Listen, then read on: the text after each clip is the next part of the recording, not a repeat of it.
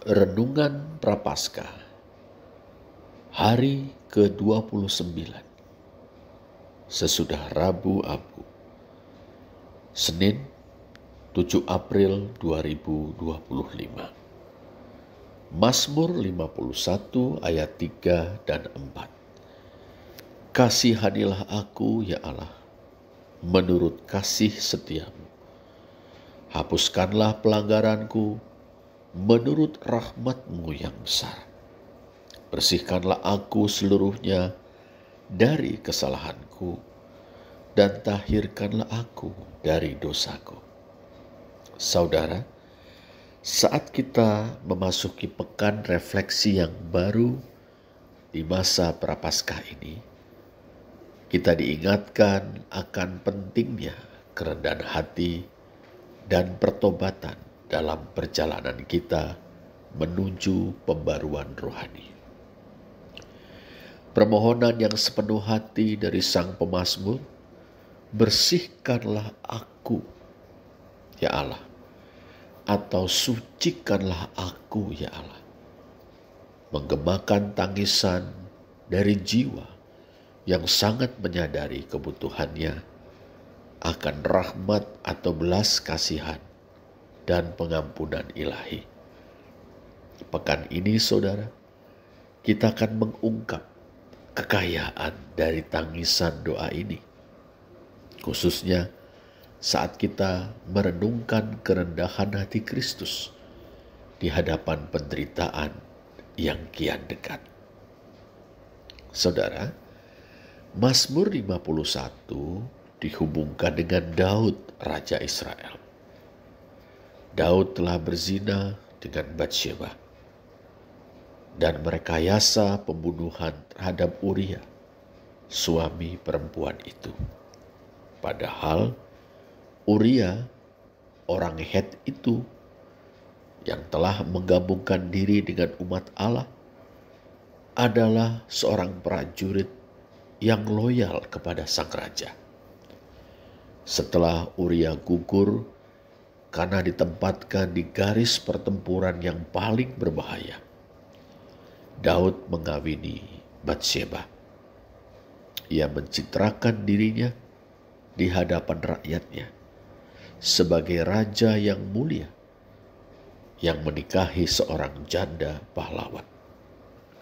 Syahdan, Tuhan Allah Israel mengutus Nabi Nathan untuk menegur Daud karena dosa-dosa keji yang telah diperbuatnya.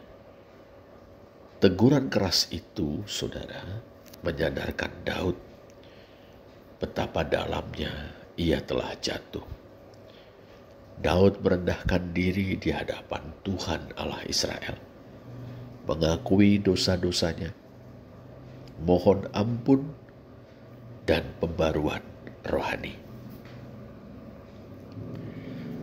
Kita dapat menjadikan sikap Daud terhadap teguran Nathan sebagai model bagi kita. Pertobatan yang sejati bukan semata-mata soal rasa bersalah dan penyesalan.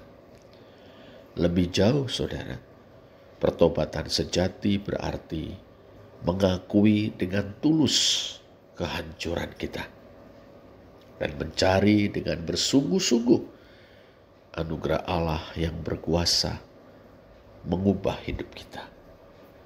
Permohonan Daud supaya ia dibersihkan atau disucikan dari dosa tidak hanya menandakan keinginan untuk dibebaskan dari segala kesalahan, tetapi juga pemahaman akan perlunya pembaruan hati dan jiwa.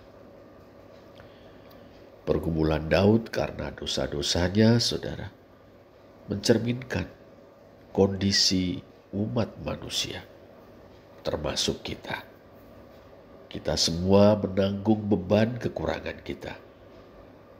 Sebagaimana Daud memohon belas kasihan Allah, kita pun diundang untuk datang kepada Allah dengan kejujuran, dengan keterbukaan. Tindakan ini mutlak perlu bagi penyucian rohani. Saat kita merenungkan kebutuhan kita akan penyucian, saudara, mari kita sekarang arahkan pandangan kita kepada Yesus Kristus Tuhan kita. Ia telah mencontohkan kerendahan hati yang sempurna di sepanjang pelayanannya. Ingat, Yesus adalah anak Allah, bukan hanya dalam artian mesianik, yakni Raja Agung yang dipilih dan diurapi Tuhan Allah Israel dari keluarga Daud. Yesus, anak Allah, juga dalam artian yang hakiki, bahwa ia sehakikat dengan Allah dalam keesaan Trinitarian.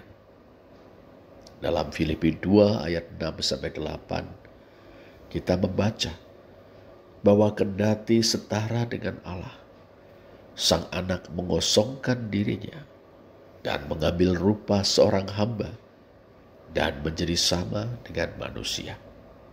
Dan dalam keadaan sebagai manusia, ia telah merendahkan dirinya dan taat sampai mati, bahkan sampai mati di kayu salib.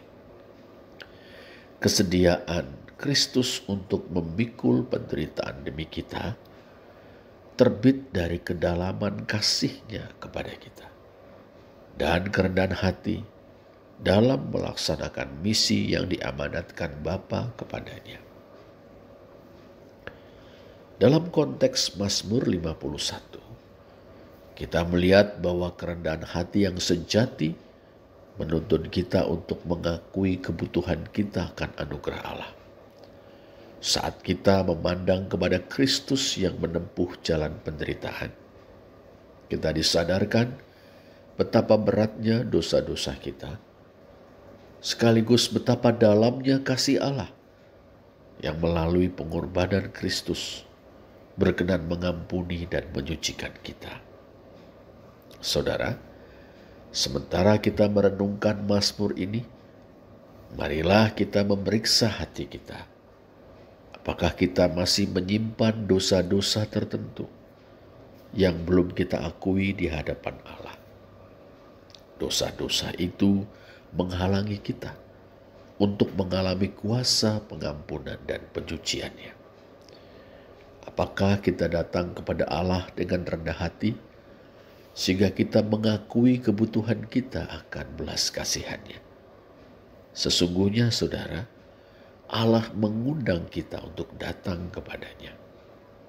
Sesungguhnya, Ia memanggil kita untuk mengakui kegagalan-kegagalan kita dalam mengasihi Dia dengan segenap hati, jiwa, akal budi, dan kekuatan.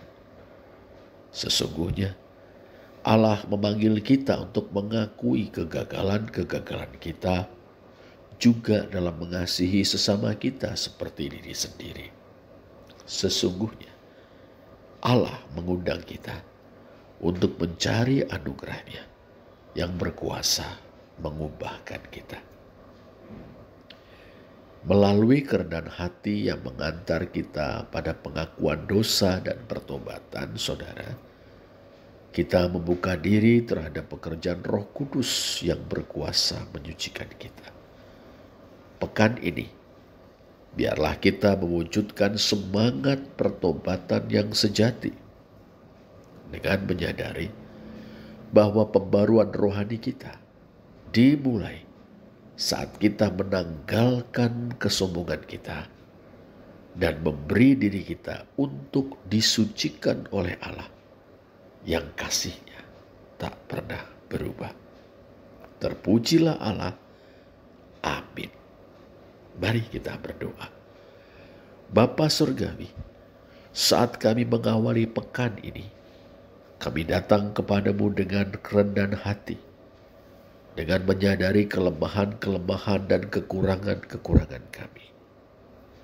Sucikanlah kami, ya Allah, dan hidupkanlah di dalam diri kami suatu semangat yang benar di hadapan-Mu.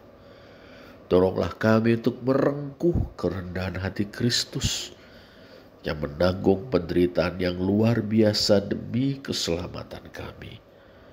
Mampukanlah kami untuk mencerminkan kasih-Nya dalam hidup kami dan semakin dekat denganmu di masa Prapaskah ini. Demi Kristus Tuhan kami. Amin.